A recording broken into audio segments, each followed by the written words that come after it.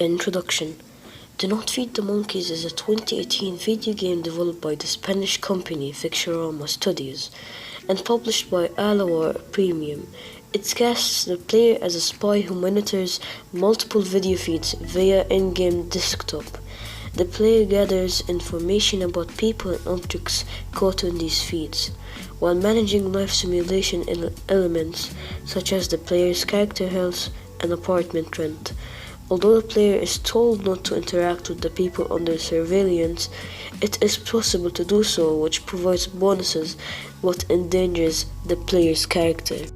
What inspired them to make it? Fictionarama conceived Do Not Feed the Monkeys around the time that it completed its debut Dead Serenity.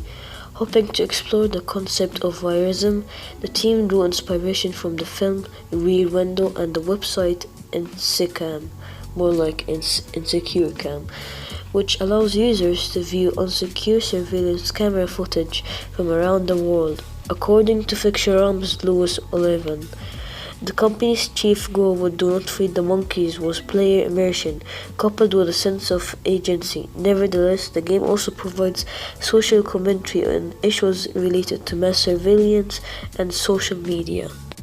Here's the interview from the developers themselves. They basically talk about what inspired them to make it.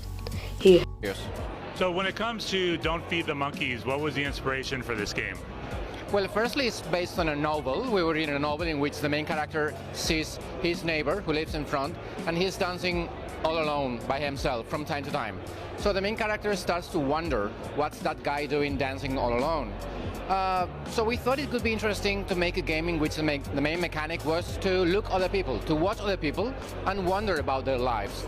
So we started looking for references, and of course we found Rear Window, which is a great movie, and we've seen it plenty of times. And we thought about making a game like Rear Window, but it had lots of constraints, because of course when you look at your windows that live in front of you, you can look at 10 or 15 neighbors, and of course the things that happen at home are very limited, you know. So we started looking for other references, and then we found a terrifying website which is called www.insecam.org, like insecure cams or something, that features thousands and thousands of unprotected cameras placed all over the world. So you can see people at their homes, at malls, bars, pools, libraries, whatever, and they don't know they're being watched. It's terrifying, but it's true. I mean, it's not a marketing in action, it's an actual website.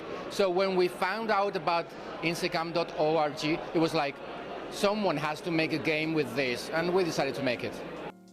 Its awards. Do Not Feed the Monkey was nominated for 3 awards at the 2019 Independent Games Festival, included the Soma's MC Nally Grand Prize.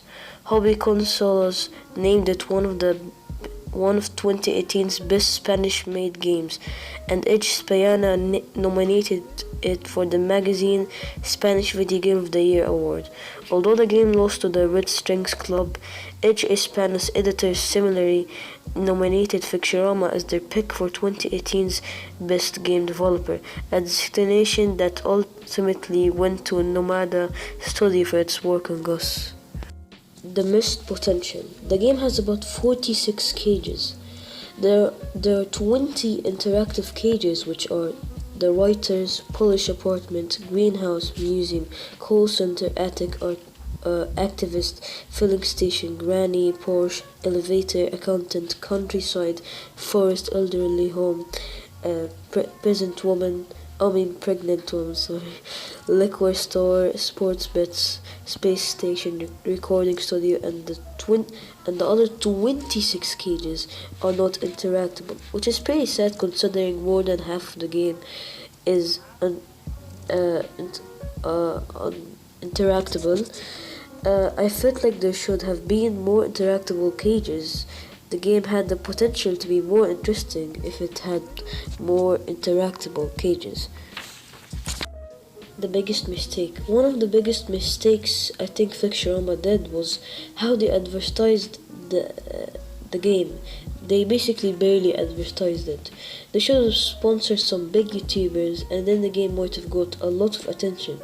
Because think about it, one person spreads it to millions of people, these people then spread it to their family and friends, and then these family and friends spread it to dozens, and the cycle goes on.